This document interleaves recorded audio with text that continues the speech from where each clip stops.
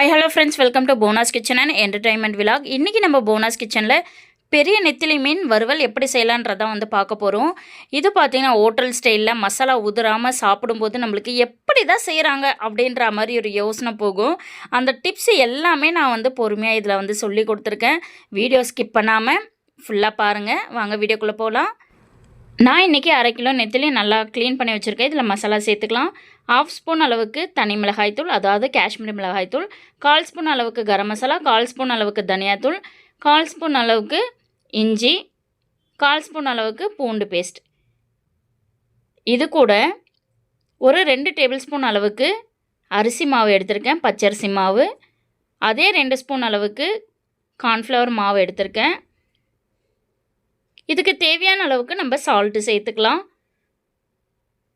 இதை கையிலேயே வந்து நல்லா பிசைஞ்சு கொடுங்க.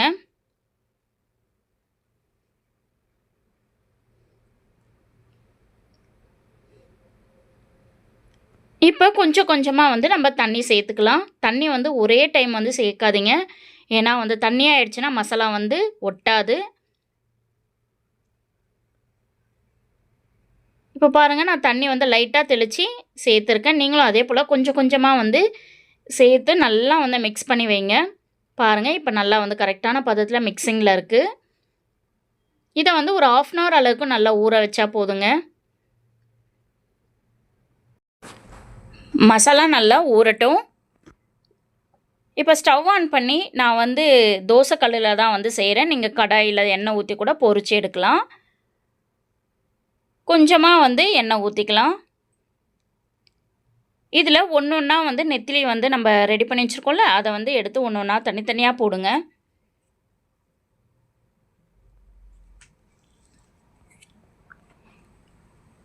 நெத்திலி தனித்தனியாக போடும்போது ஒன்றோட ஒன்று வந்து ஒட்டாது.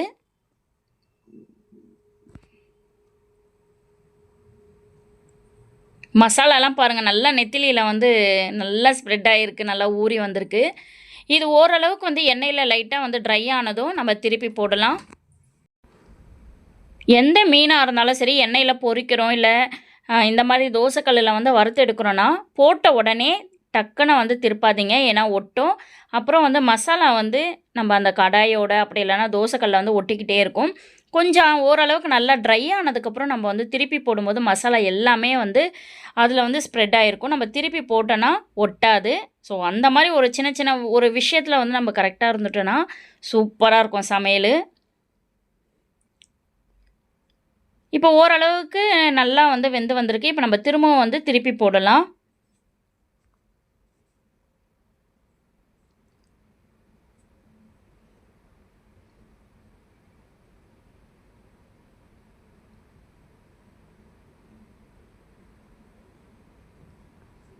நெத்திலி வந்து இந்த மாதிரி வறுத்து கொடுத்தா இதில் இருக்கிற முள்ளே வந்து தெரியாதுங்க. அந்தளவுக்கு சாப்பிட்றதுக்கு டேஸ்ட்டாக இருக்கும். முள்ளோடு சாப்பிட்லாம்.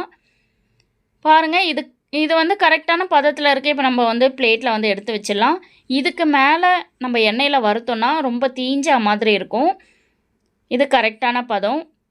பேலன்ஸ் இருக்கிற எல்லா நெத்திலையும் வந்து இதே போல் நம்ம வறுத்து எடுத்துக்கலாம். Wow, yummy. மசாலா கொஞ்சம் கூட உதிராமல் அப்படியே வந்து நல்லா ஒட்டிக்கிட்டு சூப்பராக இருக்குது பாருங்கள். சாப்பிட்றதுக்கு அவ்வளோ டேஸ்ட்டாக இருந்தது நெத்திலி மீன். இந்த வீடியோ உங்களுக்கு பிடிச்சிருந்தால் லைக் செய்யுங்க. அதோடு மட்டும் இல்லாமல் உங்களோட ஃப்ரெண்ட்ஸ் அண்ட் ஃபேமிலிக்கும் வந்து ஷேர் பண்ணி விடுங்க. தேங்க்ஸ் ஃபார் வாட்சிங்.